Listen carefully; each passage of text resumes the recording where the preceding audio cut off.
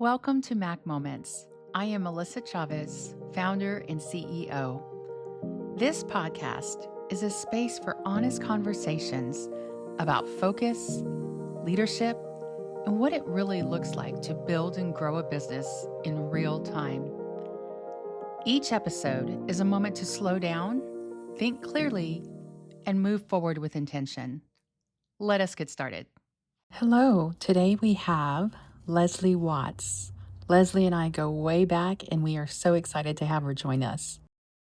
I'm so happy to be here. Thank you so much here. for having me on your podcast. I'm so excited. So today we're going to talk the world of sales. Yes. Don't you love it? I love it. Have you always loved it? No, not until I found myself in a sales role. I know. I think that in my job, I started sales in a staffing company and I didn't realize it was sales. I was just visiting clients and taking care of them. And then I thought, well, I'm over here, let me talk to them. And I started to like it, but then I didn't like it because I thought I was a used salesman. Mm-hmm. How do you go about making sure you don't have that used salesman vibe in you or in your approach? Mm-hmm. Great question, because we think that sales kind of has a bad rap because we've all been in that situation where we feel like we're being sold to and somebody's pushing their product on us and we don't want it and we just want them to go away. Well, you can't be that way. You have to see this as I am helping that individual or company with my product or service, and know that you're just helping them. And when you view it as that and you're walking with them, you're adding value, it's never about a sale. It's never pushy. It's more natural. Yeah. And I think you have to remember that you have to make sure you're building those connections early in and kind of uncovering opportunities, things such as that, so that you don't feel like, oh, I'm being pushy. Yeah. One of the things that we previously talked about is you have to believe in the product or service you're offering and it brings value to the clients.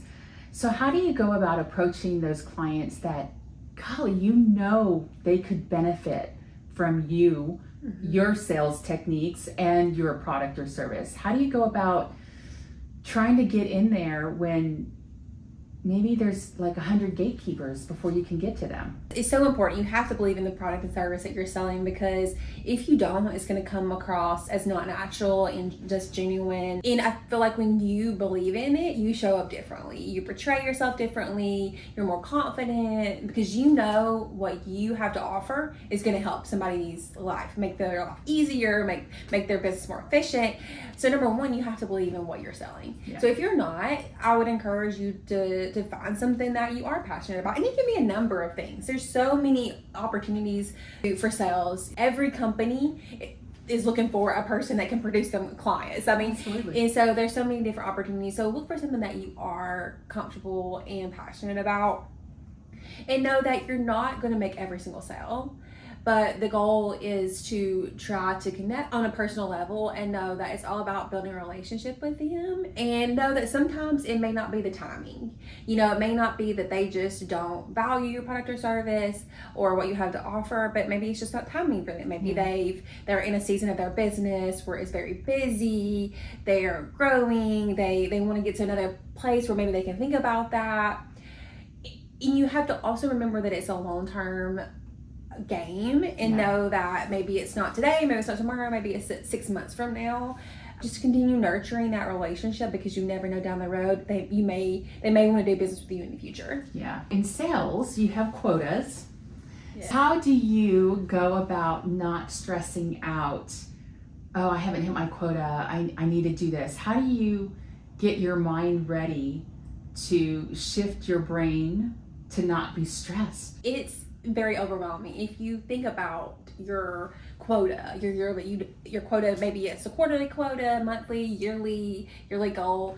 If you think about that, you're going to be overwhelmed. But before I had kids, I did a lot of long distance running, and I very much enjoyed that. And you can never think about doing that race, like whether it's a marathon or a 50 mile or 100 miler, you can't on mile one think about, oh my gosh, I gotta run 100 miles. You have to break it down into small actionable items and know that, hey, if if I run, 1 mile at a time, I'm going to get to 26.2. Or if I just focus on getting into the aid stations, I'm going to get there. And I think that's where you have to get in sales. If you're doing daily activity, whether that's attending networking events, if that's reaching out, cold calls, LinkedIn touches, if you're doing that every single day, you're having conversations with potential customers, clients, you're going to end up reaching your goals. But you have to break it down into small actionable steps, because if you wake up one morning, you're like, oh my gosh, I got to get to that number, it's going to overwhelm you. And then you're going to be frustrated, you're going to be flooded, and then you're not going to want to do anything. But if you break it down into small steps, I feel like that's so much easier to handle. Oh gosh, absolutely true. So you're a runner, and these techniques that you're experiencing in life, you can definitely relate it to sales. One of the things that I do in sales is I like to network because, because we go together. Say you have somebody that is a small business owner, they know they need to grow their business, and they're not a salesperson. They're really good at their trade that they do, but they have to go network somewhere. What would you recommend to them to go into the networking event and start developing those relationships? Number one, remember why you're there. You're going to the networking event. It's not to produce a sale, but it's about building that relationship. So eventually you could make a sale to them, and know that everybody's there doing the same thing. You think, okay, everybody's at this networking event to grow their own business or company or whatever they're representing. That kind of takes a little bit of the uneasiness off. And if it's your first time networking, in which I've been there, and I think brushing up on what it means to network, it's not about being pushy. You're not there to just shove your product or service in somebody's face. You have to ask questions and relate to them. Try to say, I'm going to make 2 connections at this event. I'm going to try to walk away with 2 really solid connections where we've had a personal conversation, and I'm going to get their card, so that if I follow up with them after the fact, they're going to remember our conversation because I was listening intently, asking follow-up questions. And so you have to remember that it's all about relationships. And at the end of the day, we're all human beings. Yes. And we all want to feel like we are being related to. And if you remove, I gotta solve this problem, or I have to just offer my solution, and you remember they're human beings, that will also put you on just that will drop your shoulders a little bit and know that, hey, I'm just relating to them and building a relationship. And if you're introverted and going to networking events are very scary for you, I would encourage you to find online about some simple icebreaker questions. Like if you're staying in line to get a water or something, what's 3 questions that you could ask that person? I did that when I was starting out, kind of trying to learn how to network, and I would review some questions. Maybe I could ask that person, how did you find yourself in Huntsville? Because you'll read questions not to ask. Yes. Oh, what about the weather? You want to... Everybody talks about the weather. Yes. It's cold, it's hot. There you go. Yes. I would encourage anybody, if it's your first time networking, to go and look for those and just have a couple questions in your back pocket. That will also make you feel comfortable about, hey, if I find myself in the elevator with somebody, what could I ask to try to open up a conversation? Yeah, instead of scrolling on the phone or just looking into the top of the elevator. Yeah. Because I think as a salesperson, you have to be comfortable with having conversations on the elevator, having conversations at the Starbucks line, and just being more open and aware of your surroundings. Yeah. And questions about them, because it's like you said, people like to talk about themselves, and those are the conversations they remember. And the key is to remember things that they said to you that you can take back later. And it's a genuine interest for a lot of people. I love learning about people. I find that I forget people's names, but I remember they have 2 kids, they have a dog and a cat, and they just bought a motorboat. In sales, you have to do a lot of prospecting. So say, for example, you go to work one day and you don't really have appointments on your books. What kind of activities do you do to get you moving that needle? Prospecting is a huge piece of the sales process. I would say number 1, try to get clear on who you're targeting, who's your target market, who are you looking to sell your product or service to. Have a prospect list. I know a lot of people have CRMs. Do you have a spreadsheet, some sort of method to keep up with, hey, these are my prospects? And if it's a day where I don't have any meetings on the books. Definitely don't get overwhelmed to throw a pity party, like, oh my goodness, what am I going to do?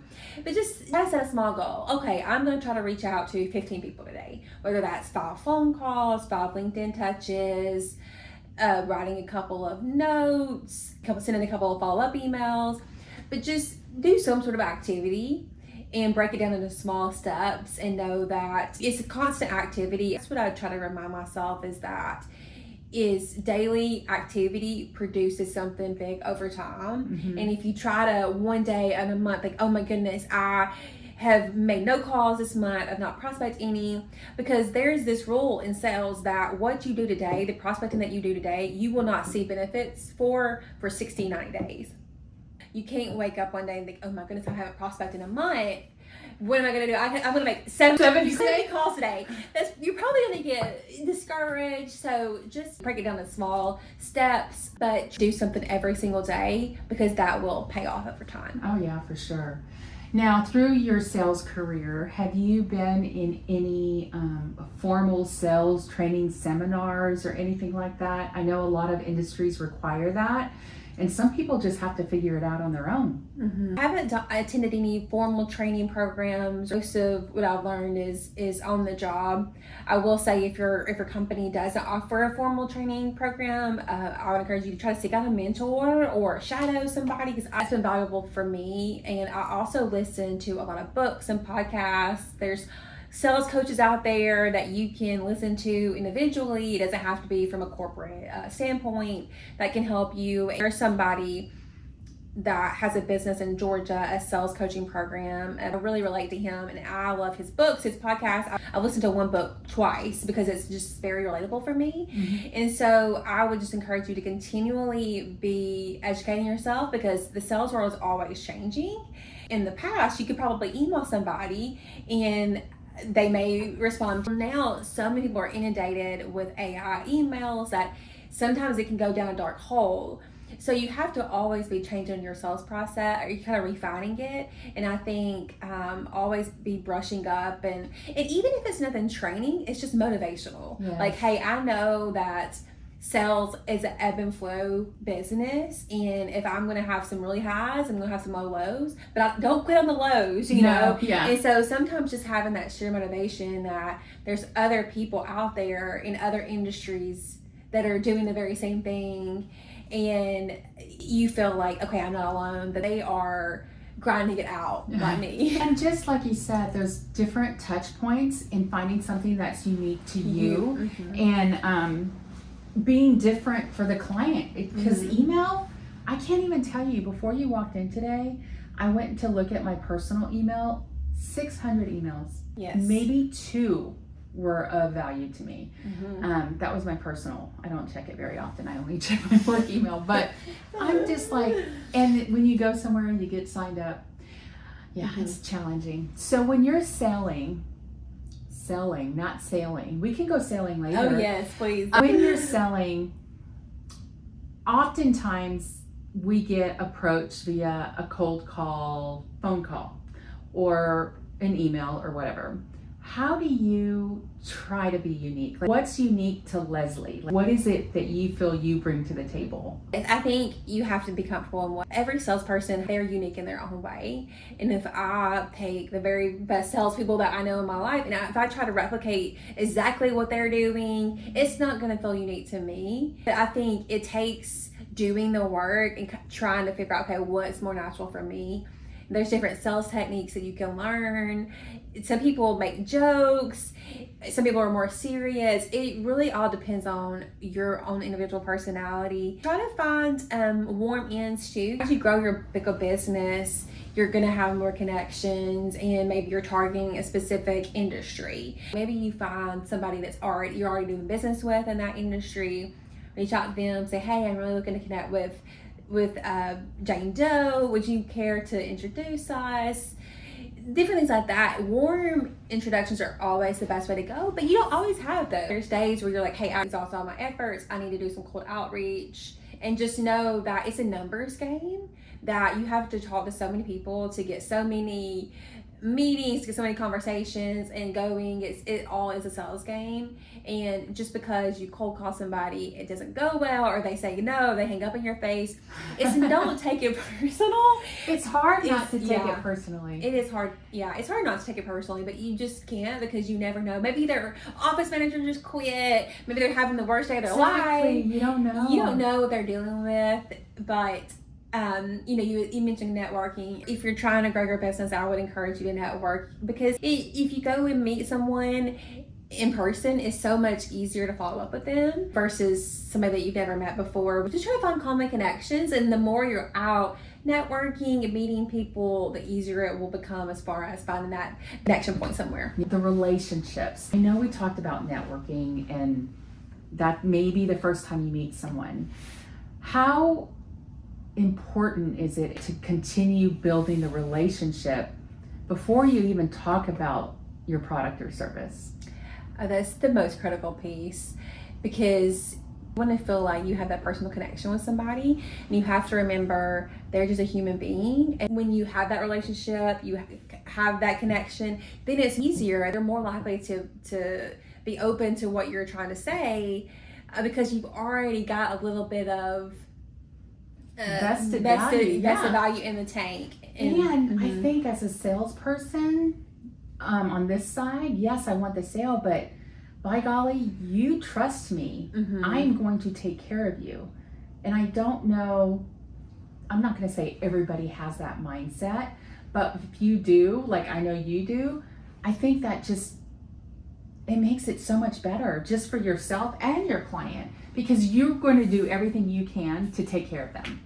Oh, absolutely. Because you vested that relationship versus just calling somebody, you want my widget? Yes, okay, bye. Want my widget? Bye, And when you feel like you're truly helping them and they value you, then you want to be responsive. You want to be like, okay, I'll be there for you. I'll make your life easier. You can depend on me.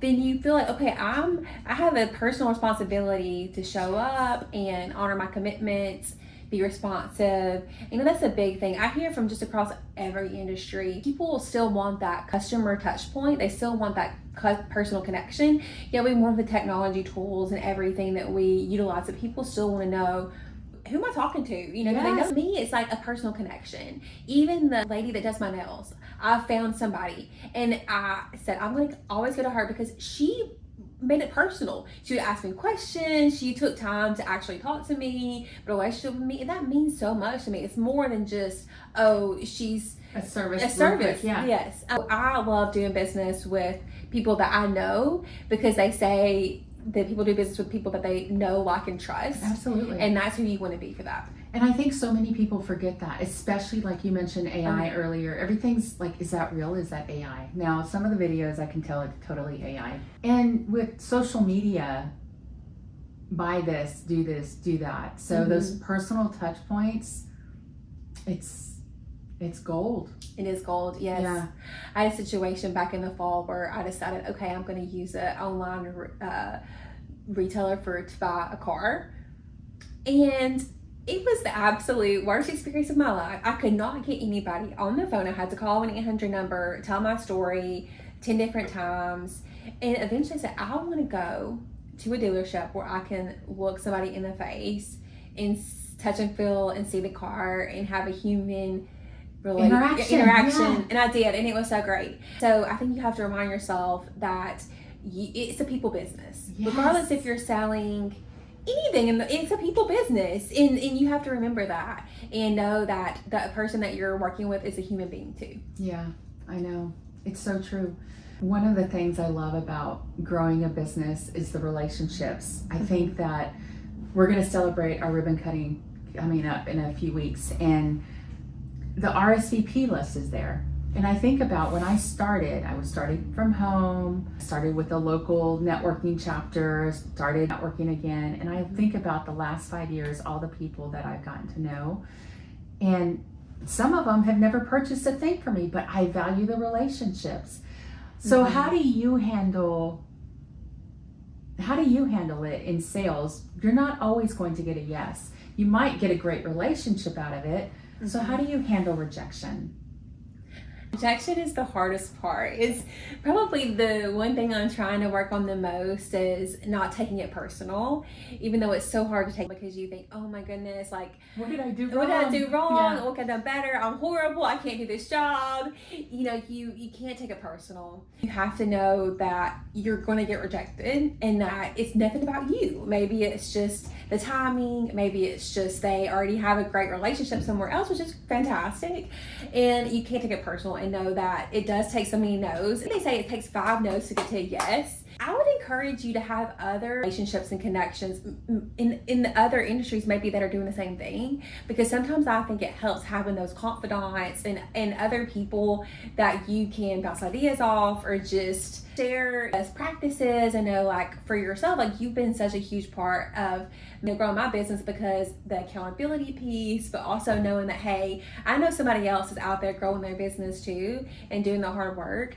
And that kind of keeps you grounded, and maybe you find some sort of motivational video that, hey, when I get that no and I'm in my feelings, I'm gonna go and watch this super cute cat video, whatever it is. But find something that helps you ground yourself and know that that one no is going to get me to a yes one day, and know that you can't sell everything to everybody. Not everybody's going to want your product. You have to make peace with that and know that there's somebody out there that does need my product or service, that does see my value, and that's who I am striving to get to one day. I love that. Yeah.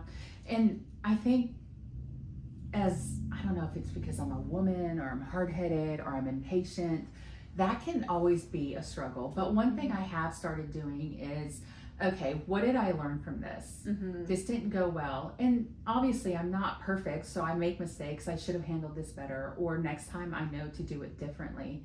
So do you have any practices that you do for yourself after you get a no besides the cat video? Because that, you'll have to share it with me. So I don't watch the cat videos. I just, that was just but. What you thought of, yeah. So I'll start sending you memes so that way we have those. I do have a friend that sends me videos. He's like, going for the no, and it's like some sort of meme. It's like, going for the no, just something. It's just kind of funny. Let's focus more along the lines of being impatient. Okay, This is something that I struggle with because I am a planner. Oh, yes. I'm very strategic. I've had this podcast set up for almost a year before I even started doing anything, because I'm so maybe too strategic. But anyway, but I'm not patient. Yes. How do you suffer from that at all? Yes, I really do. And going back to something you said earlier, I think you have to view sales as you're always learning process. I have a great mentor, and if we leave a meeting, we always talk about, okay, what went well, what we could have done better. And I think always seeing things as a learning process and learning opportunity. I think we're all trying to get better. That's why there's still sales professionals today. If it was easy, everybody would do it. Right. And I think there's always going to be a need for a salesperson. See, this is a learning process, and I do get impatient. I think I told you the other day that I was being very impatient. I'm just gonna call somebody once a day, or I'm gonna show up once a week, and you're like, Leslie, no, don't do that. But I think I get so impatient because I'm very motivated. I'm very competitive. I want to get that seller. I want to reach that goal. But I think you have to know that it is a long-term game, and you have to be patient. And maybe some days you don't see the fruits of your labor. Maybe some days you're getting the no's. Nobody's responsive. Maybe somebody told you something that was not very pleasant to hear, that doesn't go your way. And you can't always control that. But what you can control is the effort you're bringing to the table every single day. How am I showing up? Am I being professional? Am I prepared? Am I being responsive? All these factors that you can control.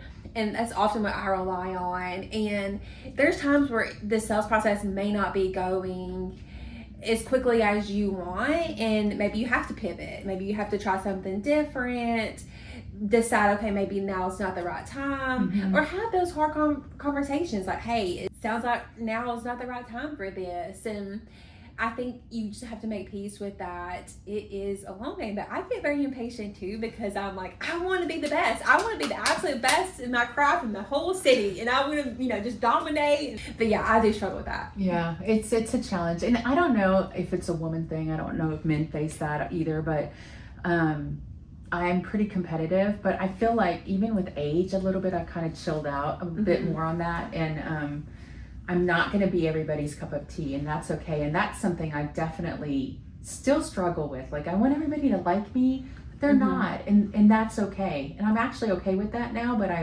it took me a while to get here. And on that point, you know, you can easily fall in the comparison trap. You know, that person, buy that from them, but you don't know, maybe they relate to that person better. Like you said, there's always different fits for different people. People never know if that relationship was at a different level. So you can't compare yourself and know that you're not going to be the best fit for everybody, but you're a best fit for so many people, and that's who you have to focus on. Absolutely. I totally agree. Again, timing, you referenced that earlier. Just the need. Is there even a need for them right now? And that's okay. But cultivating the relationships, obviously the biggest thing. So as a female in the sales industry, how do you kind of balance your personal life and all the things? It's an ever evolving process. I will say having a supportive partner is truly crucial, because there may be times where you have to lean on them. Maybe you have to work nights or weekends, and having a supportive partner who are invested in your success too is critical. And then also try to say, okay, I'm gonna be present wherever I am. I know Monday through Fridays are work days for me, but Saturdays is like my day with the kids, where we go and we do adventures. I really try to put forth effort into finding activities for us to do together, to have that time to be present with them. So that's what I try to focus on, is be present wherever I am. And yeah, there may be times where I have to take a work call or text, and that's fine. You want to be responsive, but I also try not to let things intertwine so far, because I want to show up at my best self at work, and I also want to show up as my best self at home.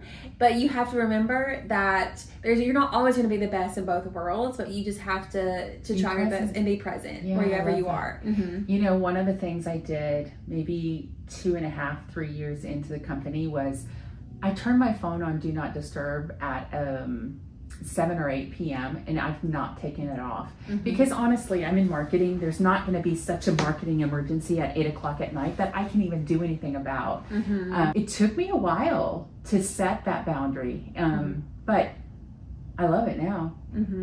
So sales is always a cycle, and I think it's very rewarding, and I think that it's not for everybody, but we're all in some form of sales no matter what. And I think we've touched on a lot of different ways that we can help people. Is there any last minute advice you want to send to somebody?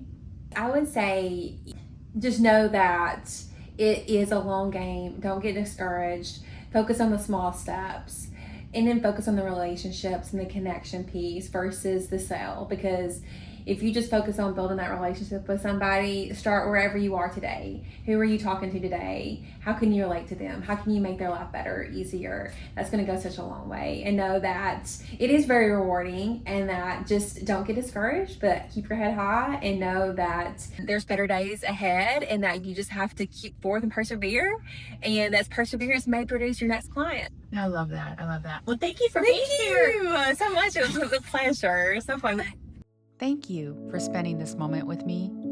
If today's conversation resonated, I invite you to follow Mac Moments on your podcast platform so you do not miss future episodes. Growth does not happen all at once. It happens moment by moment.